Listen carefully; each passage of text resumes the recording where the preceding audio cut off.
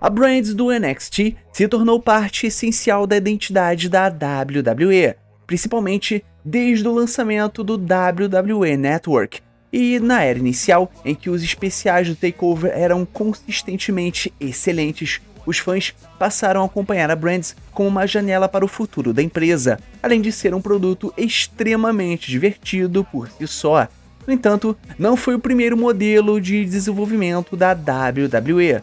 Antes disso, existia o Florida Championship Wrestling, a FCW, e ainda antes, a empresa já tinha o histórico de colaborações com promoções regionais menores, como a USWA de Jerry Lawler, e o estágio mais famoso do sistema de desenvolvimento da WWE antes do NXT, porém, foi a OVW, a Ohio Valley Wrestling, o verdadeiro berço onde muitos dos lutadores mais reconhecíveis da WWE nos últimos 20 anos deram os seus primeiros passos. Mas aí, meus caros, eu pergunto pra vocês, qual que era o melhor produto? A OVW ou o NXT? Mas antes, galera, antes da gente prosseguir pro nosso vídeo, não esquece de curtir esse vídeo, se inscrever no canal, ativar o sininho e comentar aí embaixo pra dar aquela moral marota aqui pra gente no nosso canal. Então, sem mais delongas e sem mais papo furado, partiu pro vídeo. E bom, gente, vamos começar falando aqui que o produto do NXT era muito mais divertido de se assistir. E uma das principais diferenças entre a OVW e o NXT estava na forma como cada uma era apresentada ao público. A OVW tinha muito mais cara e clima de indie, comandada primeiro por Jim Cornette e depois por Paul Heyman. A mentalidade da promoção estava longe de ser a de uma brand oficial da WWE, voltada para uma audiência nacional. Muito pelo contrário, ela funcionava como uma promoção regional, mantida propositalmente fora do radar do grande público da WWE. Já o NXT, por outro lado, passou a maior parte da sua existência exibindo episódios semanais pelo WWE Network e pela Hulu, até eventualmente ser transmitida ao vivo pela USA Network e a Netflix. E isso sem contar os eventos especiais do TakeOver, que passaram a viajar pelo país e lotar arenas repetidamente.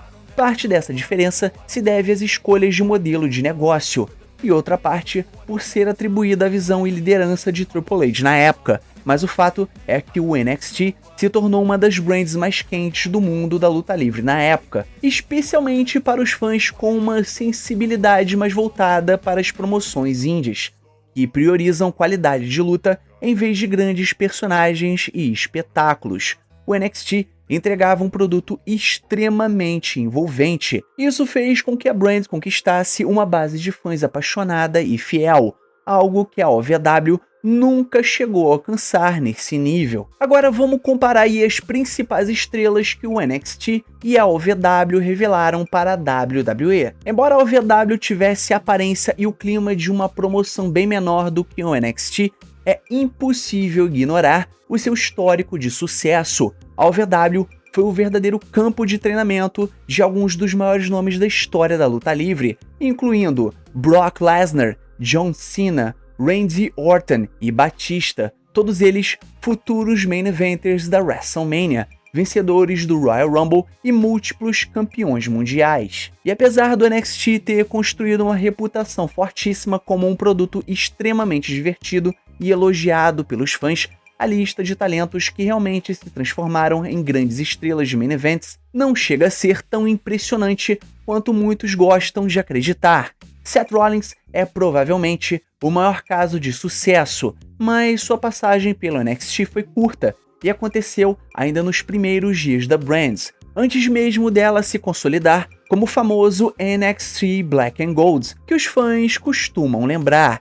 A situação foi parecida com Big E, outro ex-campeão do NXT que conseguiu eventualmente alcançar o status de main event no Raw. Depois disso, nomes como Kevin Owens e Finn Balor até conquistaram títulos mundiais no elenco principal, mas acabaram gravitando novamente para o mid-card ao longo dos anos. E há ainda uma lista bem mais longa de talentos como Bo Dallas, Neville, atualmente Pac na AEW, Keith Lee e Karrion Kross, que tiveram um pouco impacto relevante após suas subidas ao main roster, ou acabaram sendo dispensados cedo demais.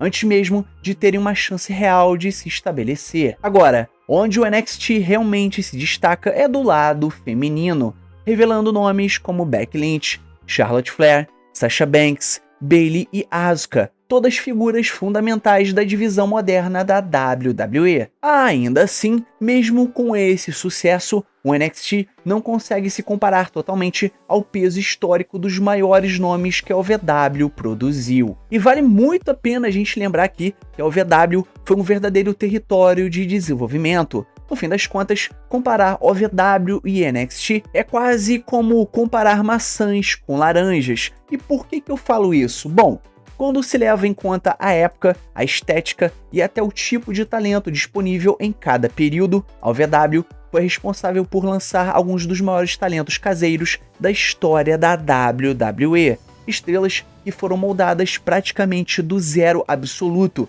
e se tornaram pilares da empresa. Já o NXT funcionou muito mais como uma vitrine para talentos vindos do circuito independente. Alguns deles conseguiram alcançar sucesso no main roster, enquanto outros atingiram o auge justamente durante a sua fase Black and Gold, sem nunca replicar o impacto fora do NXT.